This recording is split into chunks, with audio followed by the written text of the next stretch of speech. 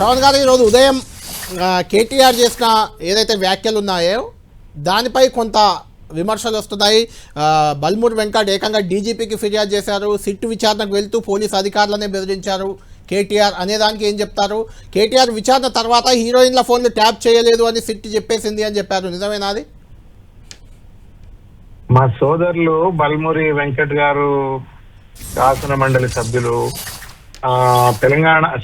కాంగ్రెస్ పార్టీలో PCC working president గా రేవంత్ రెడ్డి ఉన్నప్పుడు, పిసిసి ప్రెసిడెంట్ గా రేవంత్ రెడ్డి ఉన్నప్పుడు వారు ముడ్డి వలగొడతా అని చెప్పని పోలీసులను అన్నా కేసులు లేవు. తర్వాత ఇష్టం వచ్చినట్టుగా పోలీసులను అడ్డమైనటువంటి ఒక భాషలో వాళ్ళని దుర్భాషలు ఆడి ప్రభాకర్ రావు లాంటి వాళ్ళను ఏ దేశంలో ఉన్నా పట్టుకొచ్చి నేను జైళ్లలో పెడతా అని చెప్పని, సప్త సముద్రాల అవతల ఉన్నా అని చెప్పని మారు పోలీసులను బెదిరిస్తే కేసులు లేవు.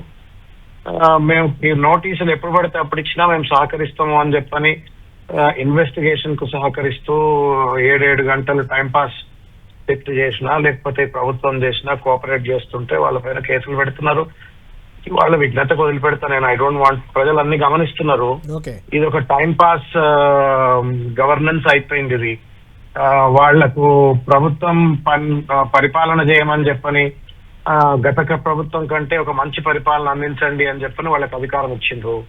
దాన్ని వదిలిపెట్టి పొద్దున్న లేస్తే ఒక నెగటివ్ మైండ్ సెట్ తోటి నిరంతరం కేసీఆర్ ను అప్రతిష్ట పాలు చేస్తే మా ప్రతిష్ట పెరుగుతుంది అన్నటువంటి ఒక భావనతో ఇవాళ రేవంత్ రెడ్డి గారు వాళ్ళ వ్యవహార శైలి అంతా, ప్రభుత్వం అంతా కూడా అట్లా పనిచేస్తూ ఇవాళ అటు కాంగ్రెస్ పార్టీకి వాళ్ళు నష్టం చేస్తున్నారు, మరో పక్కన ప్రభుత్వానికి నష్టం చేస్తున్నారు, శాశ్వతంగా తెలంగాణకు కూడా నష్టం చేస్తున్నారు.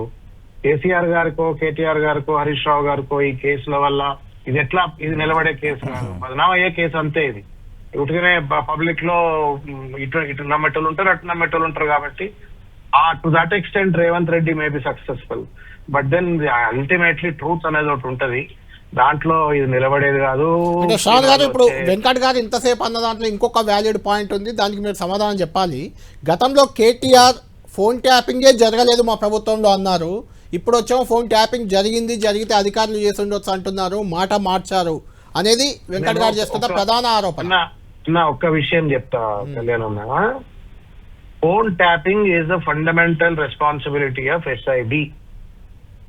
ఇది నేషనల్ లెవెల్లో అయితే NII or central intelligence bureau, ఇవి నిరంతర ప్రక్రియలు. ఇవాళ కూడా ఫోన్ ట్యాపింగ్ జరుగుతుంది.